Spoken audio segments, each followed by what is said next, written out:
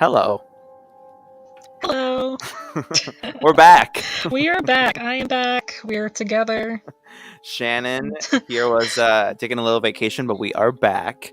Um, uh, we are excited to share two cases with you today. We have been sitting on this for the week that we couldn't talk about them, and today's the day. So, Shannon. Well, first, how are you? Hello. Hi. I am good. I am alive. I survived the winter storm and I think I came out on top. I won. Um Yeah, you told me you told me that you are taking a flight soon, and you're a little bit scared. And what is it that you're scared about Oh, exactly? okay. Okay, let's get into the therapy. No. I am scared that airplane employees are going to cramp my style. Like, that's mostly what I'm afraid of because I'm poor and I had to get the cheapest ticket possible, which means that I don't get a checked bag. So I stuffed all my crap into this tiny little bag that may be an inch bigger than what's allowed for a personal bag. And so if they try to come for me, I'm gonna drop kick someone, but probably not because I feel like you can get in a lot of trouble for that. Point is, I don't want them to cramp my style. I also don't want to deal with the fact that they want volunteers to just take a different flight for some reason. Like, why overbook a flight?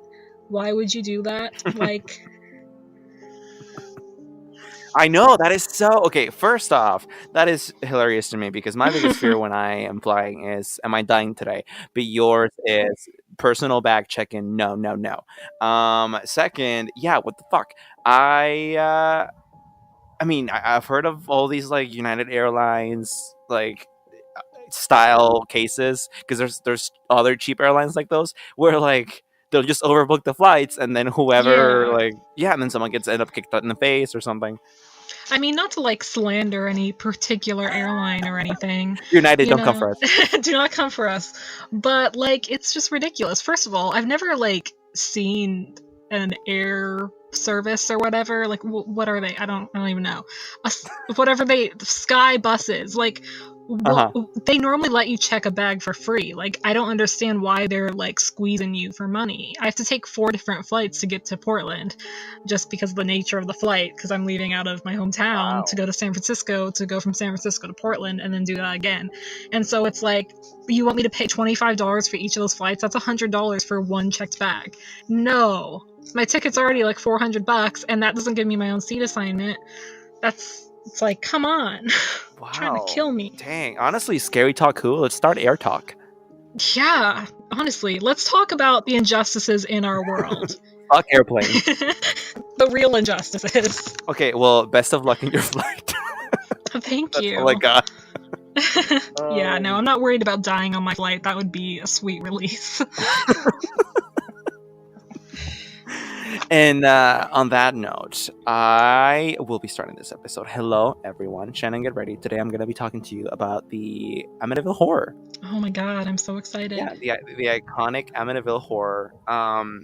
So let's get into this. For those of you who don't know, when I say the Amityville Horror, there's really two things here that I'm talking about. One, I'm talking about the DeFeo family murders, and two, I'm talking about the Lutz family haunting.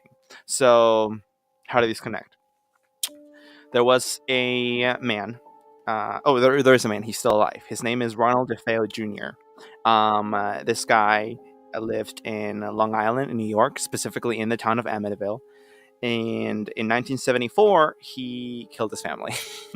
um, Oh man, yeah. Ronald. So uh, the details of it are essentially one day this 32-year-old guy goes into a local bar and starts screaming, someone needs to help me, please help, my mother and father were shot. Turns out he's the one who shot them. So not exactly sure why he went into the bar to announce that. He's probably crazy. I mean, very, very likely, especially when you look more into it. But anyway, he goes into this bar, tells people that his mom and dad were shot.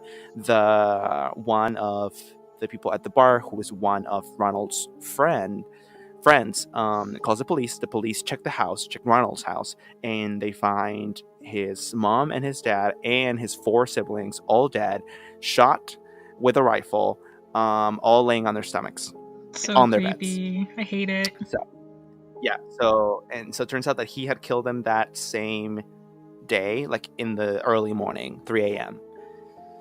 So there's that. Yeah, so it's a very tragic background. I mean, there's And then he went into the bar at like 6 p.m., yes, right? yes. So he killed his family at 3 a.m. I guess went back to sleep or something. Woke up, took a shower, went to work. After work, went to the bar. So It's exactly how I would handle it too. I Just mean, pretend like nothing happened and go to work. fuck. Um. So yeah, the dad was Ronald DeFeo Sr., mom was Louise DeFeo, and the four siblings were Dawn of 18 years old, Allison of 13, Mark of 12, and John Matthew of 9. He killed his 9-year Oh. old. I know, that's okay. So moving on. Um, Again, this was in 1974. So there's a trial, obviously, and the trial begins the next year. The affirmative defense of insanity is used. So the defense is really pushing on the guy is insane. That's why he did it. Don't put him in prison. Send him to a mental hospital, basically. This doesn't really work. They do say like the reason why they're pleading insanity is because DeFeo claims that the reason he killed his family was self-defense because he heard their voices plotting against him, allegedly. I don't believe this. There isn't a lot to back this up from what I've read. I think they were just trying to get him out of prison. So that was the defense. The prosecution insisted, however, that he was very much aware of his actions at the time of their murders, which I think so too. And something the prosecution mentioned, which was really interesting in this case, was we think he's sick. Like, we think he has some kind of disorder. He's probably like antisocial personality disorder or like a sociopath. But that doesn't mean that we don't Yeah. think he was aware. So, yeah, which I like that because, like, even if he did have something, I like that wouldn't give him a pass, which it shouldn't for fucking murder. Especially a 9-year-old kid. It's like, how So, can you say, like, I think my 9-year-old brother is plotting to kill me? How? well, that's the thing. Like, he says, "Oh, well, the parents were plotting to kill me, but I then had to kill the siblings because witnesses." Then again, he changes his story like 1,000 times. And then later, like a later date, I think like years later, he changed that to, "I didn't kill him because I thought they were going to be witnesses, but rather because turns out like the siblings were." Something, I guess they were also plotting against me. So first he didn't believe that, then he did believe that, or at least what he said he believed. Yeah. So clearly a compulsive liar. Couldn't keep his story straight. If anything, that's why he ended up being convicted, because the prosecution really nailed him and he had no consistency. So again, the specifics of this case, the creepy stuff is all shot with a rifle, all found laying on their stomachs on their beds, and that's it. So you need the background for this case because you want to know what happened in the house before the next family moves in. But the Feo murders aren't really paranormal or creepy, or at least they don't give me that vibe. They don't really have anything that posits them as that. They're just a crazy guy killed his family. Right. So, by the way, one of my favorite things about this, Ronald DeFeo Jr., the murderer, he what he first claimed actually had nothing to do with his family, but rather that the killings had been done by a mafia person that he was like involved with. I know. Oh my god. Pretty awful. Yeah. You gotta just keep topping your next lie. Yeah, and like later he'd involve his sister, which like in and of itself then like spawned rumors in the mainstream media that maybe there had been an incestuous relationship between him and the 18-year-old sister. Granted, he was 32 at the time, so I mean, even if he wasn't, it's still his sister. So, but that's really just more a piece of interesting historical trivia than anything. It's not really like relevant to what's following. But anyway, this guy kills his family in 1974. Then what happens? Okay, questions so far. How much would this house be after like 6 people are murdered in it? Because it's got to be pretty cheap. $80,000. Oh, okay. But this is also the 70s, so is that... Yeah, okay. Yes, but still a bargain, apparently. Okay. According to what I read. Yeah, because it's Long Island. So, like, why you want to live in Long Island? I don't know, but fine. I guess if you do, then sure, that is a bargain. All right, I think you answered that pretty well. So, those are the DeFeo murders. Now, what happens? A Was it even a year later? Yeah, 13 months later. So barely a year later, this family, the Lutz family, Lutz, George and Kathleen Lutz, alongside their three kids, move into the house, the Amityville house, which is on 112 Ocean Avenue in Amityville, Long Island. Um, they move into the house barely a year later, and they buy it for the Whew. bargain price of $80,000. And the real estate person did tell them about the murders, in case you're wondering, and they still went with it. All right. They are not afraid of anything. Yeah. I'm here for it. So, which later will come into play. People thinking after the Lutz family like um, recounts their story and it becomes like a hit book. Basically, a lot of people are like, "Well, why did you move into the house? Like, clearly you had the motive of like exploiting this for fame, whatever." I don't think that, but I can see how someone could think that because I mean, I personally wouldn't move into a house that like a murder just took place a year ago. Mm-hmm. So Yeah. there's that. What I was gonna say Yeah. is like I feel like it is kind of a stretch to like try and do something like that for money because I feel like a lot of murders happen in a lot of different homes, you know, or maybe like apartments and like maybe like not as brutal like a whole family. But I don't know. I think it's kind of like don't blame them for profiting off their pain, I guess. Yeah, which is why I don't agree with that theory. So what happens? They buy this house. The broker again did tell them about the murders, asked them if it would affect their decision. They said no, we're chill. Um, uh, they move in. The Lutz family agrees to have the house blessed, and they have Father Rolf J. Pecoraro as the father to come and bless the house. Later in the book that is written about this case, the hit book, he is referred to as Father Mancuso for privacy reasons. So from now on, I'm going to refer to him as Father Mancuso because technically the article that I'm reading is about the book that happens to recount the real events, but it's about the book, really. Okay. Not about like, like written testimonials that the family gave. No, this is about a book. So in a book has characters, and Father Mancuso is one of them. So that's what I'm going to refer to him as. So Father Mancuso was a lawyer. He was also a judge of the Catholic court, whatever that means, and a psychotherapist. And he lived at the local church, and so that's why he was able to come bless the house. So he blesses the house. He recounts that when he flicked the first holy water in the house and began to pray, he quote unquote heard a masculine voice demand that he get out. Um, yeah, neat. So when he left the house, Father Mancuso did not mention this incident to George or Kathy Lutz. I don't know why. Yeah. Yeah, I guess because they were gonna be scared, but like the fact that they're blessing the house means they already think something could be going on. So that's not gonna freak them out. You should tell them. Anyway, he says he tries to like save ass by saying that he actually tried calling them later to tell them, but like the line wasn't good, so he couldn't tell them. Which okay, fine, whatever. He'll later will like take back this statement say that the only contact he had with the Lutzes was over the phone, that he never actually went to the house, and that's like a point of controversy. But anyway, this is what's on the book. So following his visit to the house, the father allegedly developed a high fever and blisters on his hands and like the rest of his body. So fun. And that's it. So the blessing of the house happens, but of course it doesn't work. The family then recounts having many strange things happen. A lot of like they're all listed here in this article that I have, and I'm gonna tell you some of them. the most horrifying ones, which are really interesting. So George Lutz, the father, would wake up around 3:15 every morning, according to him, and would go out to check their boathouse because the house came with a boathouse.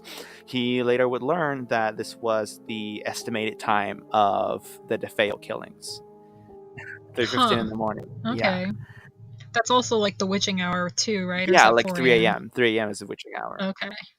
Have you ever woken up in the middle of the Interesting. night, like at 3:33 a.m.? I think that happened. I'm normally awake at 3:30. I feel like that's happened to me now. I have like just like made myself go back to sleep. Oh my goodness. Yeah, like need to pee at 3:33 a.m. Wait till 3:34. Like, do not touch the floor The devil with made your you have to feet. pee. Exactly. It's a weight.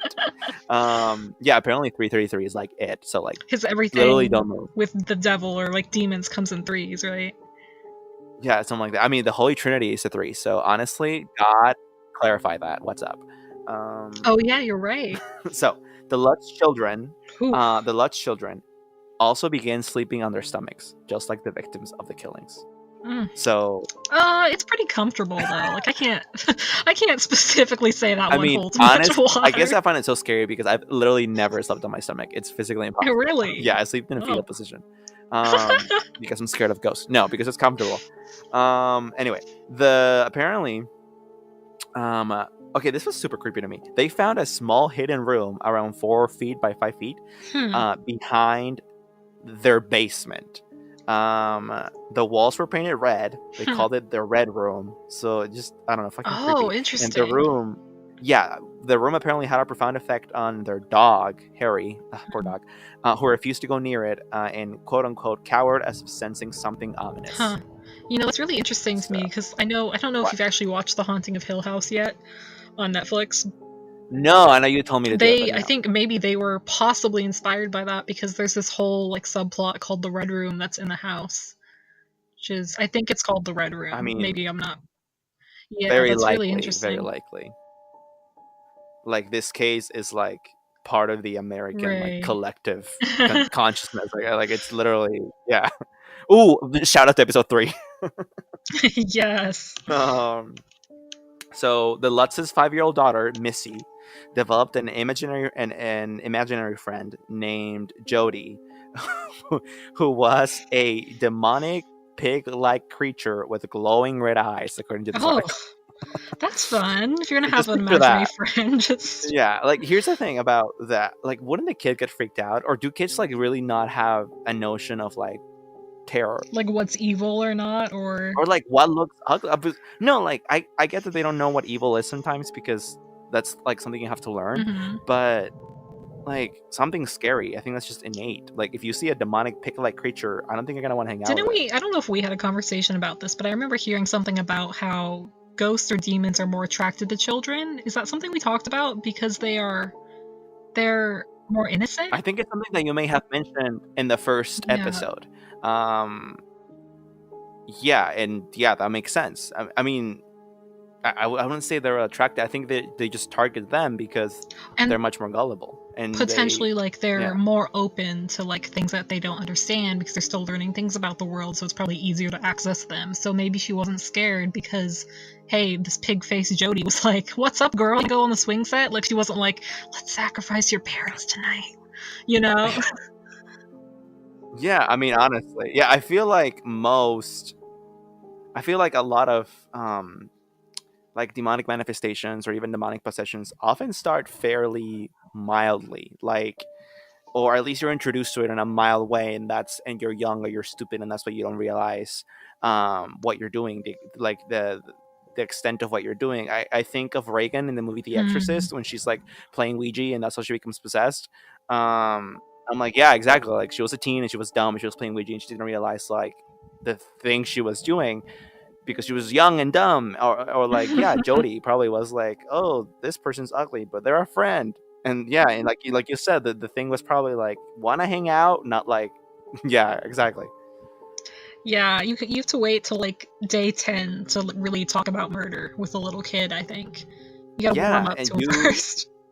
Exactly, you like kind of like get under their skin little by little, and then all of a sudden you have them, and you can you can like command them to do whatever, and they won't question it. It's so scary. Anyway. In the early morning hours of Christmas Day 1975, the Lutz family alleges that George looked up at the house after checking on the boathouse and saw his daughter Jody standing behind Missy, the demonic pig, at her bedroom window. And wait, he saw it? Yeah, he saw it he saw his daughter's bedroom window from the boathouse and saw Missy there too. Ew. Oh god. When he ran up to her room, he found her fast asleep, and there was a small rocking chair, slowly rocking back and forth. So, yeah, I know. There's just a couple more. So George realized that he apparently looked a lot like Ronald DeFeo Jr. and he then began drinking at, which I looked it up, and he did. And he then began drinking at the Witch's Brew, which was a local bar where DeFeo was a regular customer. Yeah. So not good. um, this is later a point of contention with critics because apparently the Witch's Brew is not a real bar in Amityville. Huh. So there's that. And I feel like there's something. But like, if it's such an easy thing to disprove, why would they put that in the book? You know what I mean? Right. I don't I know. feel like there's something else. Maybe they got the I don't know. I name feel like there's something wrong, or else.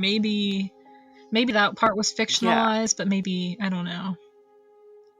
I do think that I mean, George Lutz, after the book becomes a hit, and then there's a lot of criticism, does go in a couple of like TV interviews and make statements about how the book is because like like he caves into pressure.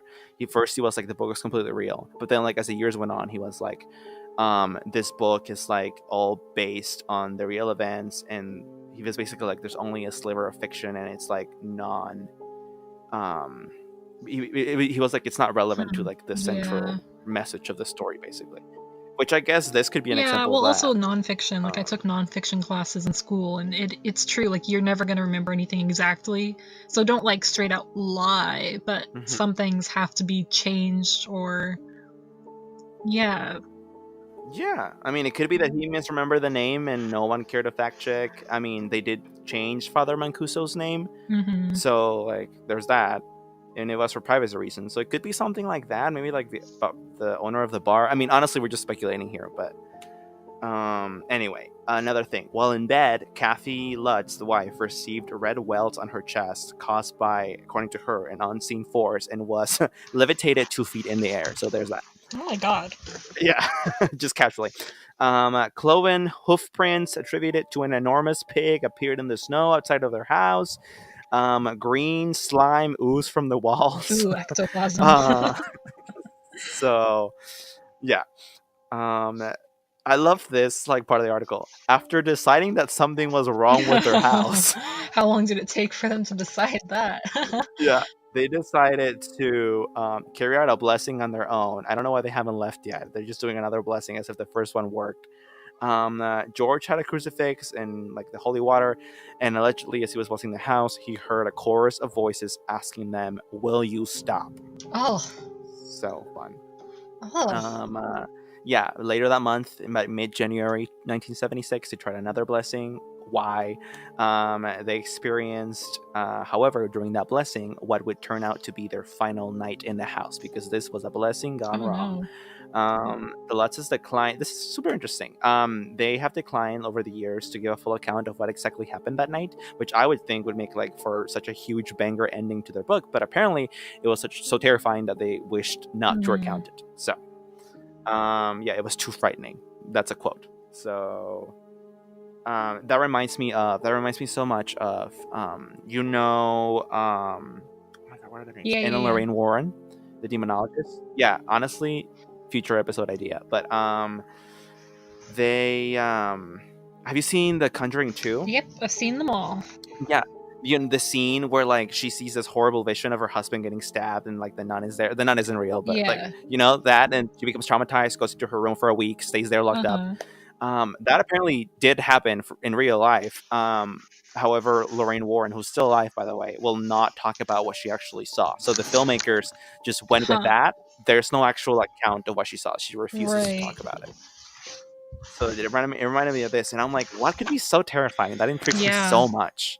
Um, so anyway, apparently, yeah, the blessing goes wrong. Something terrible happens. They decide to finally leave the house. They go to Kathy's mother's house, and apparently the phenomena follow them there, which actually leads into the second book, which there isn't a lot of, but there was a second book, and it wasn't very well received. Not that the first one was very well received either, but it was very popular. It sold a lot. The second one didn't sell a lot. So that's the book. And the second one, I'm just gonna give it like a quick. Basically, the second book is the last book based on reality. because there were more books, but they were just stories, really fiction. And the second book says that the family went to Kathy's mother's house. There was still paranormal activity there. They saw, what was the name? The pig demon again, like hanging out with Jody. Yeah, hanging out with Jody like at the swings one time, and that was scary. And but it's basically the extent of the book, that like the horror didn't end. Boo. Um, yeah, and the validity of this book, even more so than the last one, is very like question. Oh, funny tie-in. Hmm. Lorraine Warren visited the Lutz, like the Amityville house, a couple of weeks Okay. after the murders had happened. So before the Lutz family moved in, and she said that she really saw the forces there, and like they were really there, and she felt something really ominous. There's also been like a couple of pictures, especially one very famous, very famous picture called the Demon Boy, taken at that house. It's like an iconic picture. You can look it up. It's basically like a little boy looking from afar into the camera from like behind the frame of a bedroom door. It's kind of spooky. And the reason I'm mentioning these things are because the validity of this whole case is questioned. Um, but if there's anything to like counter that, is we don't have much, but it's the Hmm. testimony of Yeah. Lorraine Warren, who was there, and that picture, which has not been proven to have been like falsified. So that is basically the case. There were, of course, a lot of controversies with it. A lot of the facts of the case were questioned by the media, some members of the church, eventually Father Mancuso himself, and others. So it was a mess. This book also led to like lawsuits because there was like a big fight between the family and the publishing house. Um, Once I think they had published a second book, because the publishing house was like, "Oh, we want to like hand some of the rights of your story to someone else to make like fiction about it," and the family was like, "We're not sure about that." But I think they released some anyway, and then there was a lawsuit. So really, the real horror of this is the litigation, honestly, because there's an extensive part of this article about like that. Um, Yeah, like they survived the haunting, but now they have to deal with lawyers. yes. Okay. So something, a kind of final thing that I found really interesting, was, and sorry that I kind of, for the listeners who do care, that I glossed over a lot of the like counters and a lot of the controversy, but I am a biased believer of this case, and it's my podcast, so you can suck it. Um, if you Telling want the to read the listener to controversy, suck it. exactly.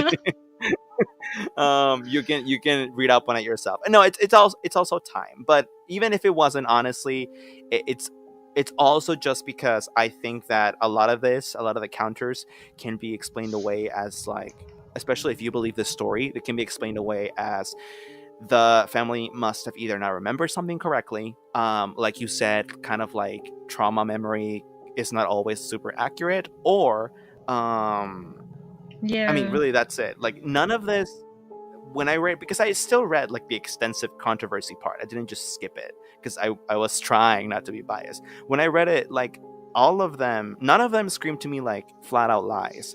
They all had a feeling of misunderstanding to me, or like lost in translation kind of thing. All the things that were Hmm. pointed out, that's what they felt like to me. They felt like the family was like lying. But that's like always going to be a problem with ghost stories, you know? It's like, oh, well, they're just lying, you know? So it's like you gotta just realize, I don't know. Yeah, I mean, I will say that I did feel that the second book was a cash grab, Mm. but there's nothing fake in it, like, and there isn't anything fake there because there's barely anything in there. Yeah. Like, it's grasping at straws, but at least it didn't like make up this wild fucking story about, oh, there was more ooze on the walls at my mom's house. So final thing is, years later in a documentary in 2013, Daniel Lutz, one of the children who lived in the house, um, he mentioned that he believed that his dad's dabbling in the occult may have initiated the demonic events, which this is like, His yeah, dad. this is never mentioned anywhere else in the article, and all of a sudden it's just like dropped in there, and I highlighted that like hard. So I was like, Yeah. question mark, like none of this is in the book. Like, was the dad actually like bringing something onto himself, or so there's that. I mean, hmm. Yeah, that's interesting. That's like watching an entire movie and then being like, "Oh, Dad was possessed." By the way, it's like what? Yeah, I mean the what is it? The 2005 remake with Ryan Reynolds. He becomes possessed, Hmm. but like is able to, not by a demon but by a ghost, and is able to like become unpossessed, and like right before he kills his family too, as if he was gonna like repeat history Yeah. basically. Um, I doubt they drew from this because this wasn't public knowledge until Yeah. years later. But it's interesting that the Lutz, because they also like sued the filmmakers of that movie, a lot of litigation. Back in 2005, they were like, this movie has nothing true to it, and like the father figure here is like awful, and this is drivel. But like in 2013, years later, the child comes out and is like, what if my dad Oh, was like doing demonic shit, which would yeah. totally fit with the movie. I guess Yeah. I'm wondering, like, is this a ghost story? Like, can we file this under ghost? Because it's not like they, like, I don't know. Everything you said specifically points more towards demons to me, just based on what I know, except for maybe the ectoplasm on the walls. But I mean, yeah, Yeah. you're torn. Well, that's the thing. I'm torn. Yeah, right. And also to explain like the weird behaviors of like the dad going out to the boathouse.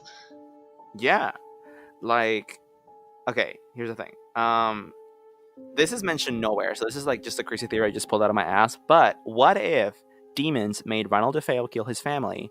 The demons and the ghosts of the family stayed there. No, Hmm. forget it, forget it, forget it, forget it. The demons made him kill his family. The family, although sometimes when like people get killed very violently, they become a ghost and they roam around Yeah. forever. Maybe this family was lucky and they actually did pass on to the next Mm-hmm. realm. But the demons that made Ronald DeFeo do that, like, had been there for a long time and they weren't going to go anywhere after the Yeah. murders.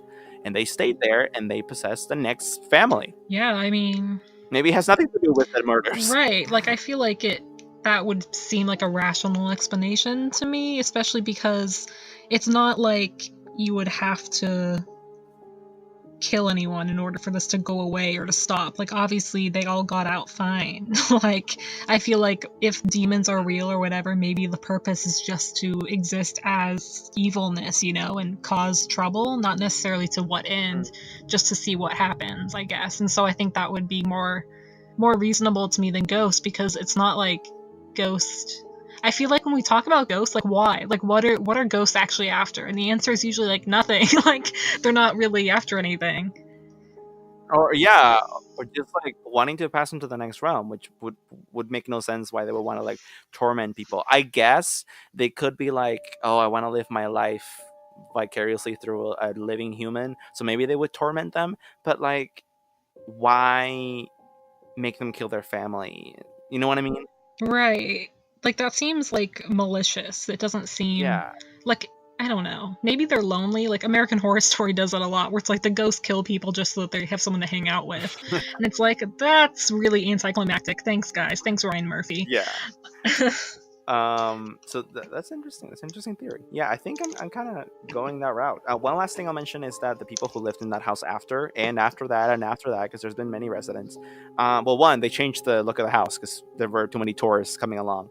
But second, they claim nothing ever happened to them, which a lot of critics take that as like proof that this is all fake. However, if you do believe the second book, which I don't think it's fake, again, I just think it's a cash grab.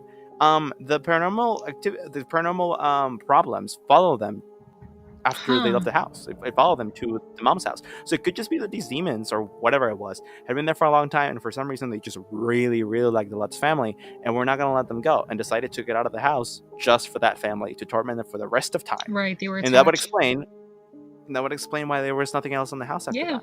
I mean, I'm with you on Yeah. that. If we believe it's all true.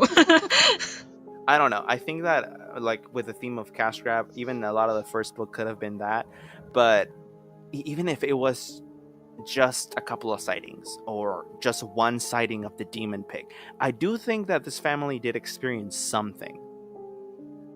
Even if blown out of proportion, something still did happen. And if you do believe that, then you have to like face the fact that like, oh shit, is this shit real? Like, do ghosts do this? Like, demons exist? Like, Yeah, and again, you like know? there's so much we don't understand already about this world. So like maybe even our understanding isn't Hmm. correct. So like maybe they didn't necessarily latch on to anyone else because this family let them in. This family was super scared, or maybe that's how that works, or maybe it isn't how that works. Maybe they literally just wanted to go to a different house. I don't know. Like, I don't know. There's so many different options for what could have happened or why, or maybe it isn't demons, maybe it's ghosts. So that's fascinating. Yeah, so that's what I got. If I stimulated any listeners' minds, that's exactly what I was going for. I don't know. Think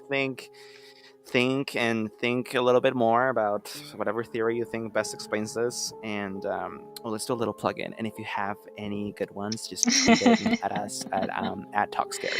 So Send us a tweet. tweet us your theories about the Amityville horror. Now, Shannon. Oh, yes, hello. My leg, like my calf, is asleep, and it feels really like it's at that point where it's about to be in severe pain. So I'm like, should I move? But I'm Mhm. also in a room stuffed with boxes sitting on the floor, so there's not anywhere for me to move. So I think a ghost needs to come and help me out of the situation. Oh god, it hurts so bad. It's fine. Okay, it's fine. Are you ready? I am ready. All right, so now that I'm in a severe amount of pain, it's definitely going to set the scene. So, I mean, you talked about Amityville, which is a very well Mhm. known case, and I kind of went into a different direction in terms of what I wanted to talk about. Still staying on the tangent of ghosts, but not necessarily a singular story or event, more just a place. So, I am going to talk about the Bachelor's Grove Cemetery in Chicago. Okay, I have never heard of this, so this is pretty good. Okay, awesome. So Bachelor's Grove Cemetery is northwest of Midlothian Forest, and it's outside of Chicago. So it's kind of out of the way, and this whole cemetery is not something you can reach by driving. You have to like park a couple miles away and walk to it. So it's secluded, isolated, perfect place for ghosts. And the surrounding land of the cemetery was first settled by relocators from New England, and the first official burials happened in 1840. So that's around the time that this cemetery really opened its doors, so to speak, is 1840. It's said to contain 82 plots, many of which were never sold or used.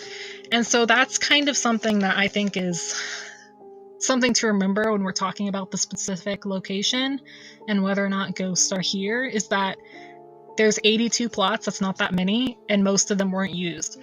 So that's just something to keep in mind if ghosts are attached to a dead body. I don't know if they are, we don't know the rules. Who Hmm. knows? Maybe they just like places that are secluded.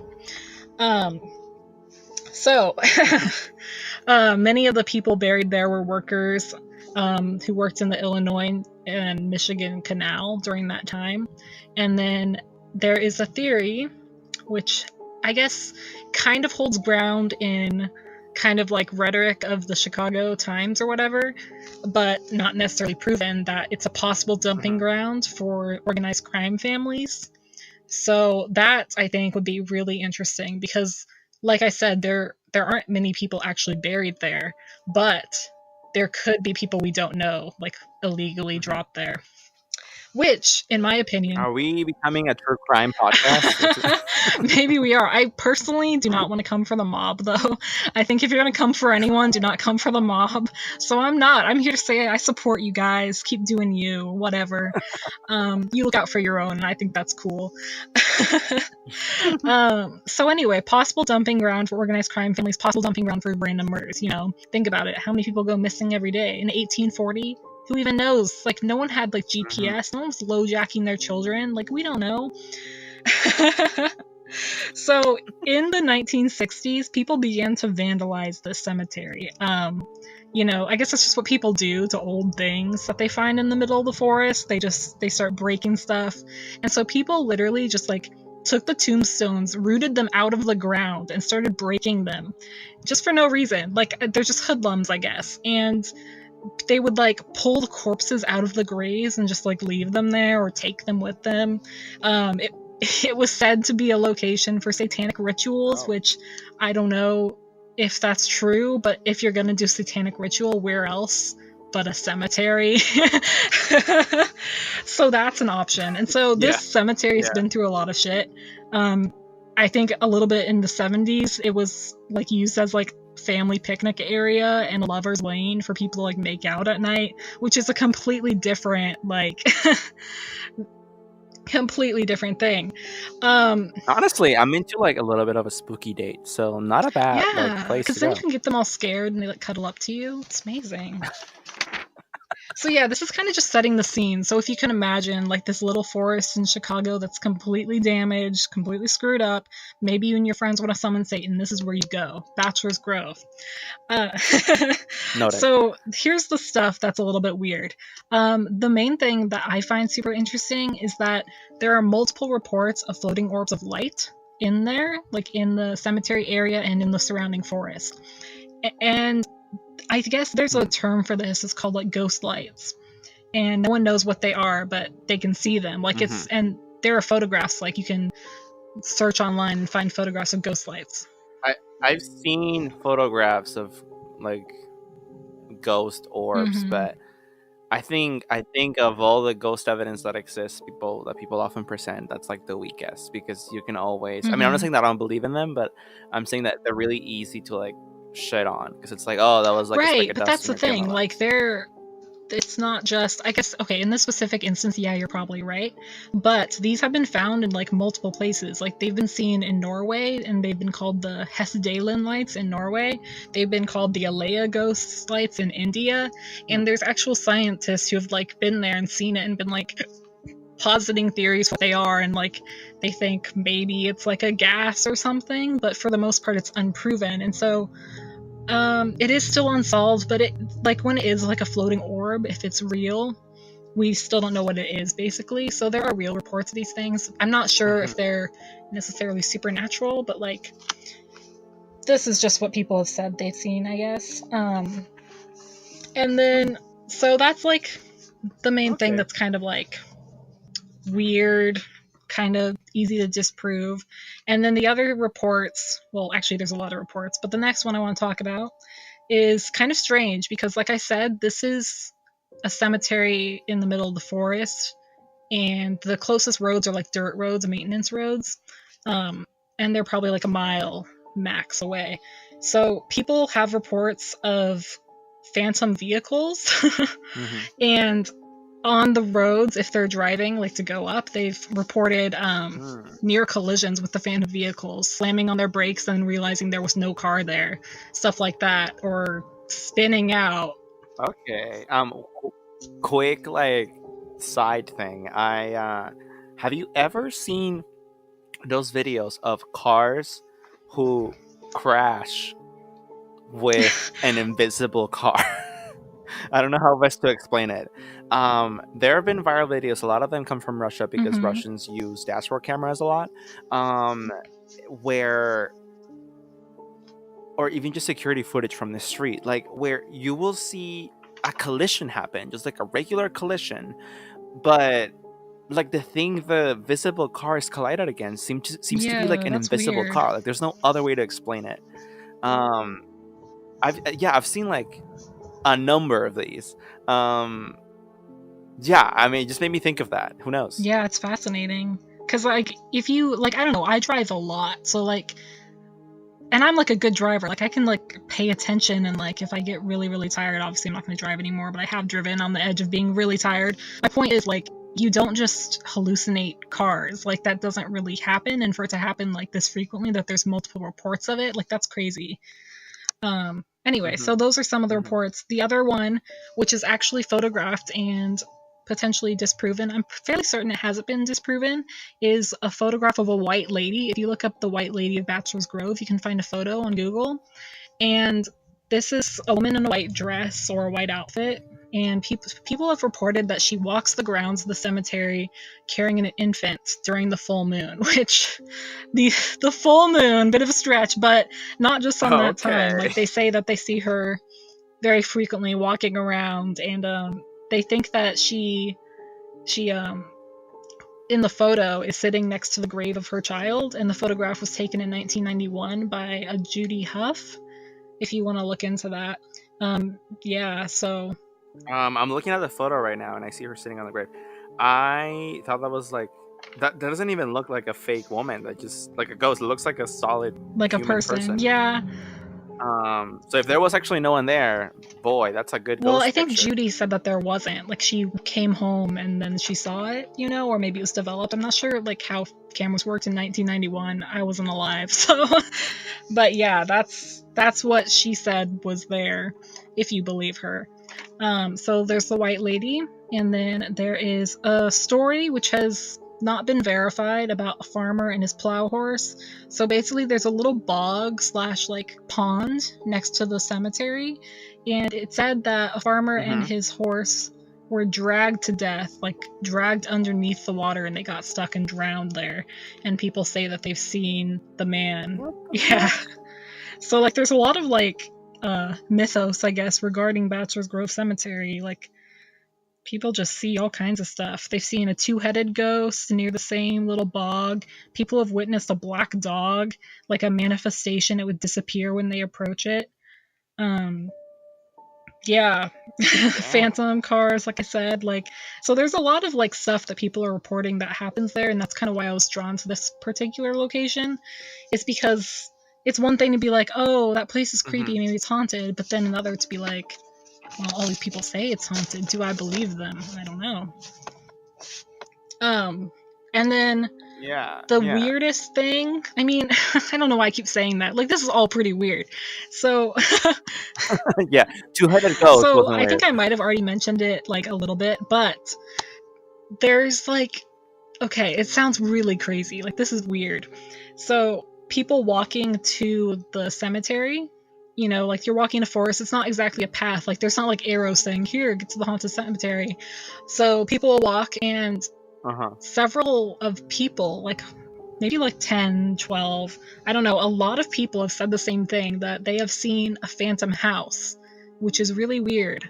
So because it doesn't appear along the same location, it changes, but it's always the same house that they see, and it always disappears, and that's so crazy to me. So the house, oh, that's so spooky. I know, the house the house is an old framed farmhouse with 2 stories. It's painted white, it has a porch swing and a light in the window. That's how everyone describes it as. They say that the light looks like a flickering like candle light, maybe a lamp, an oil lamp or something, and they say that every time someone tries to approach it, it just gets smaller and smaller in their vision until it just completely fades away. What? Yeah. And that's just so crazy. And also, everything you're talking about gives me so many like the haunted mansion vibes, honestly. Yeah.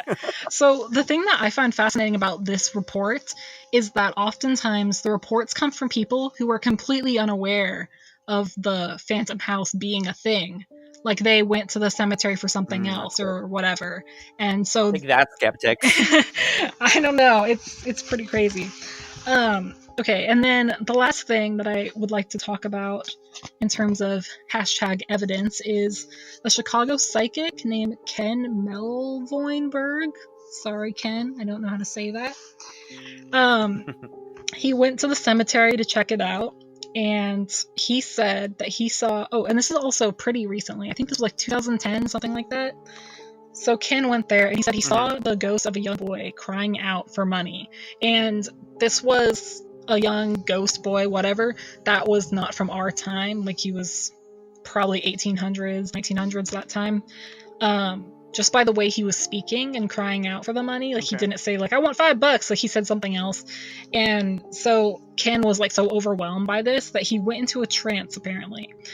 And he walked towards the pond and like just immediately stuck his hand in there and pulled out this 1942 half-dollar coin from the pond. And then I guess the ghost went away. Okay, wait a second. We just wait 1 second. Okay, so okay, summarize what you just told me because I think I may have missed something. So there was this guy Ken who says he saw a ghost from like the 1800s who wanted money and was yelling at him to give him money, and then Ken was like basically like entranced and like etherically like magically directed to go Yes. to the nearby pond and grab Yes, old the money. young boy was acting as though he had lost his money. Not that he like wanted to steal it though. Like he was like crying because he had Oh, lost okay, it. wow. And Ken's like psychic or whatever. And so maybe that's why he went into a trance. He was more connected or something. And he went and found a Yeah. 1942 half-dollar right in there. And that's interesting if you believe it, obviously, but we don't know. Yeah, I mean, but like we don't know with any of this, and like we are scary talk. So I mean, it could be like a sleight of hand. He brought the coin with him and then like stuck his hand in there and was like, "Oh, look what I found, guys!" You know, like, I don't know though. And then, so I mean, what do you think? Do you think it's really haunted, or do you think this is all just people thinking it's haunted because they say? I think it's really haunted because there's like 1,000 cemeteries in the world, and not all of them have this Hmm. much history. So I mean, I don't know. That's what gets me. Also, like some of the stuff that you say, like you can't make that shit up. Like it's too wild and so specific too, and like so many accounts. Some of them allegedly from people who didn't even know what was going on, which makes it more believable. I guess That's the super thing interesting, that though. I mean, because I'm more skeptical. Obviously, I don't believe in ghosts. So like, if I'm if I'm Oh looking yeah, I for an forgot. explanation here, what I keep coming back to is this idea of like multiple dimensions or like dimensions being on top of each other. Maybe the Hmm. cars that you're seeing are just like rips in that dimension, you know, like, or maybe it's from another time. Yes, I have heard that. I have heard that it's like a glitch in Right, the in the house, matrix. you're Yeah. seeing a house that maybe hasn't been built yet or was built in the past, and you're just looking into the past for a second, you know? I mean, it could be that this cemetery. I mean, oh my god, that's so good, Shannon. It could be that ghosts aren't real. It could be that, yeah, it could be that ghosts aren't real. It could be that this cemetery is just a hot spot for matrix glitches, and that's why. It could be that every place in the world that is haunted just happens to be a matrix glitch hotspot, and the ghosts aren't actually dead people's souls, just people living in other Yeah, dimensions. I think Um, it's very oh, likely. it's Like, so good. honestly, like, we don't know that much about the universe. Like, we don't know. Like, yeah. I mean, maybe ghosts are just other people. Like, you put your coffee cup down and then it moves, and you think, oh, like, maybe a ghost did it. Well, maybe, like, the person in the future just built, like, a cupboard where your table was. I don't know.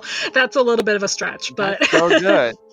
Okay, so why don't you believe in ghosts? I think part of it is rooted in the fact that I don't necessarily believe in an afterlife. And so the idea Mhm. that we die and then for some reason we just stay here in like this invisible plane, just like yelling at people for no reason, they can't hear us, just sounds really stupid to me. I mean, only if you have a bad death, But see, apparently. who's deciding that? Like, who is like Yeah. checking the box? Is it Santa Claus? He's like, this bitch was bad, or this bitch died bad. She's gonna Or, stay here.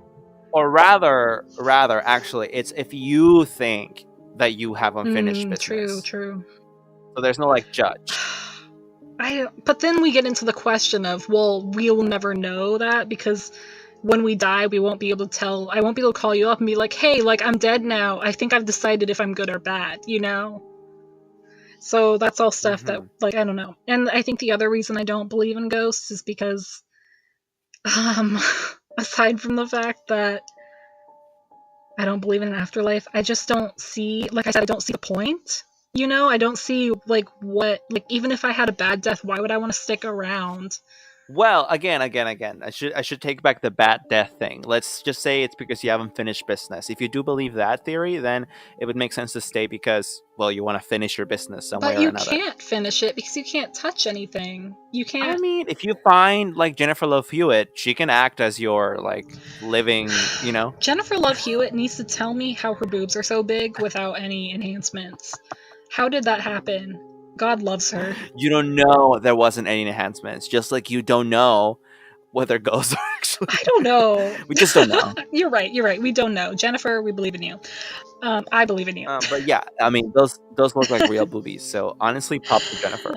Um, but I mean, I know that sounds kind of far fetched, but like it could be that. It could be that like ghosts maybe just rely on people who can see ghosts. Maybe all people can't see ghosts, just some of us, and ghosts just hope that they stumble upon one of them, and they act as their like living attorney, I guess, and they help them I pass. don't know. I just, of all like the stories of what could happen in the afterlife, I find ghosts to be the most boring because it would suck to be on this plane forever. What's literally there's not a lot of alternatives. Like, what are you I think thinking of? What else is reincarnation would there? be tight. I think that would be so cool, and I think that Ooh. it honestly makes a lot of rational sense to me in terms of energy and how it can't be destroyed. I think that that makes a lot of sense to me. I mean, technically, if a ghost is your soul, the energy hasn't been destroyed. But honestly, I love the idea of reincarnation, and I'm going to suggest it as next episode's idea right now. Oh my god, I would love to talk uh, about it.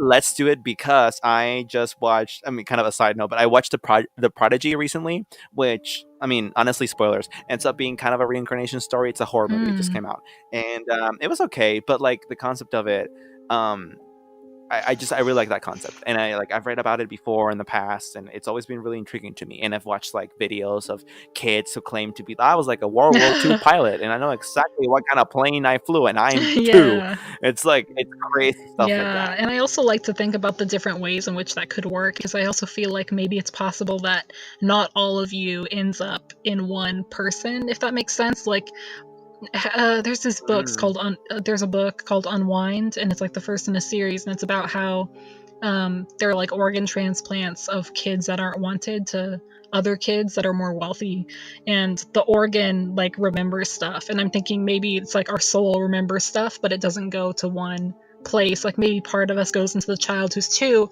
and so they obviously forget about it when they grow up because it was only that little bit, like it was only the Air Force thing, and then the other, It could be yeah, that.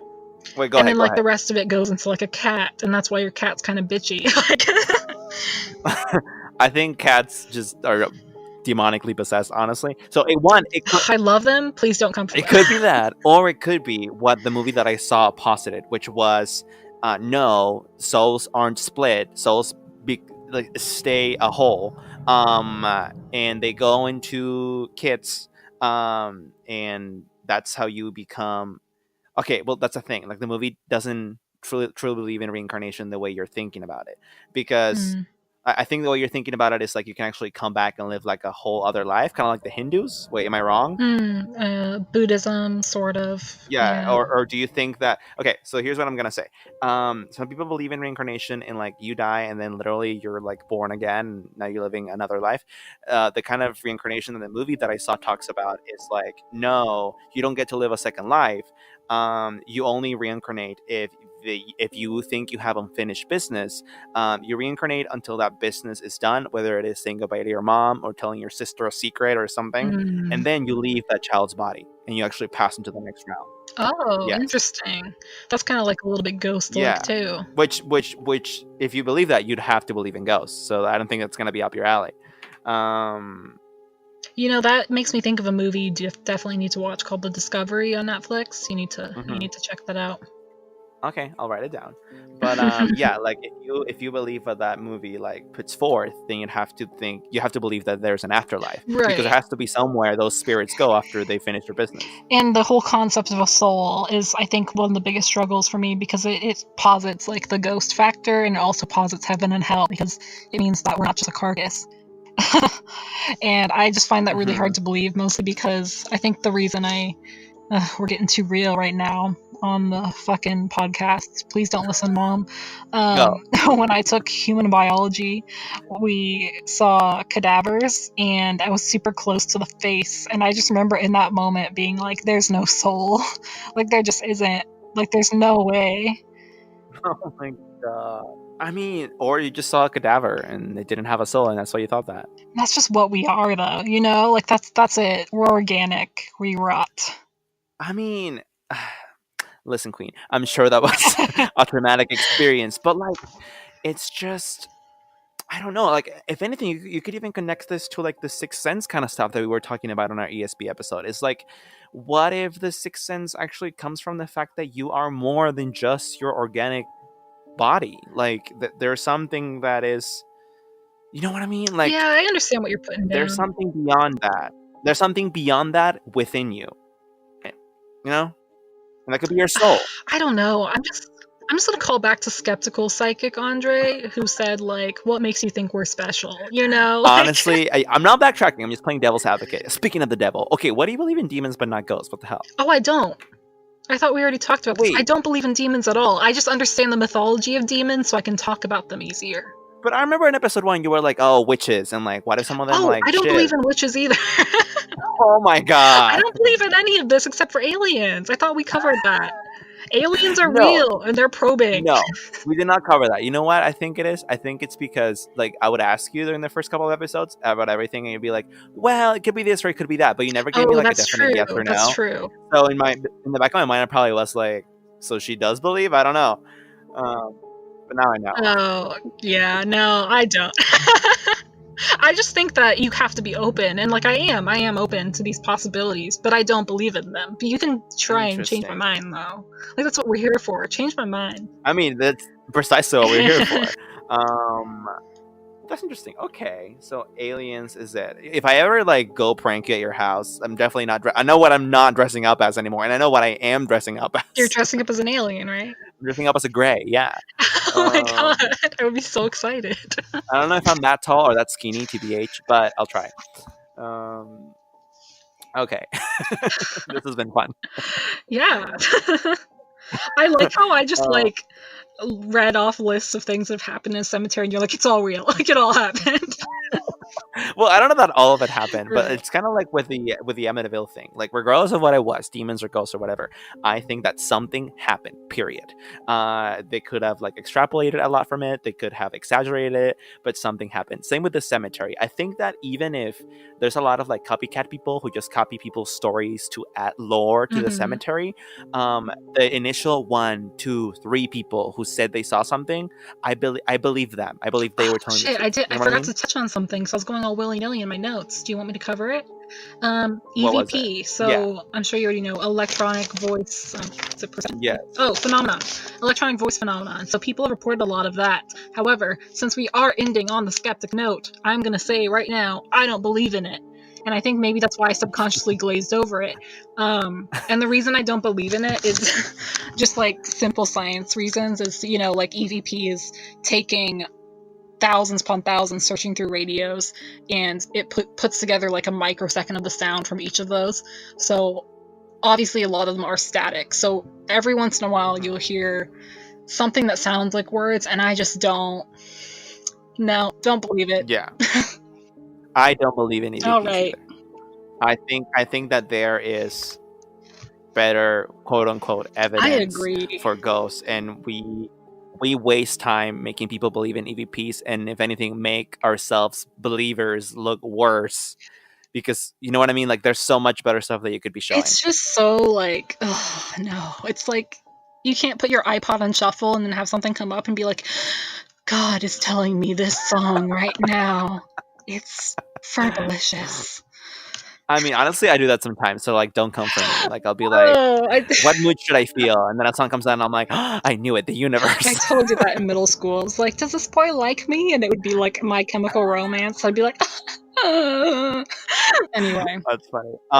I think that honestly, the reason you're so skeptic is because you are trying to make yourself believe the ghosts are not real because you're scared that they might be because of that one story that you told me once, which I'm not gonna make you tell on the But podcast. that happened recently. I haven't believed in ghosts for a long time. You know what I mean? Like, you're Fine. like playing on this like psychological thing of me being afraid, and I'm not. I am, because when you told it to me, like, you weren't like, I think it was real, but you were like, man, I really can't explain this, and I was like pushing you to be like, it's real. But I can. That's why it doesn't bother me anymore. I absolutely can. It was like 4 a.m. I hadn't slept in 36 hours, and there was lights everywhere. Like that messes with your vision. Oh, so So, miss, I wouldn't hallucinate a phantom vehicle. It's not like I hallucinated whatever the fuck I saw. Oh, I see what you mean. Yeah. Okay, now you're really coming for me. Yes, I am. I'm just saying, like, maybe, like your like light and nighttime, those can all create images in your mind. Like, that's what I'm saying. Yes, but you also were the shookest I've ever seen you telling me that story, so I'm just not so Well, easily we need to convinced. change that. Let me tell you some shook things in real life sometime. Like, we'll talk about that. You can see this Okay, vulnerable side. Maybe that's the real problem here. We fine, need to open fine. up. Maybe that is it. Yeah, maybe I was just so shocked because you just never open enough with me, Shannon. Oh, Um, Andre. okay, guys. Thank you for listening to this episode. That was a really interesting case, Shannon. Thank you for sharing that. Thank you for Um, sharing, Andre. and I think we're gonna be picking up on reincarnation for episode 7, and we will see you guys soon. All right. See you later. Bye bye. Okay, don't let the ghosts grab your feet. I don't know. Good night. Don't wake up at 3:33 a.m. Don't. I don't know. You know what to do. Oh, I actually do have to wake up for my flight around that time, so Perfect. So go to bed, I'll let you know how that works out. please. Okay. Have a good night, everyone. Bye bye. Goodbye.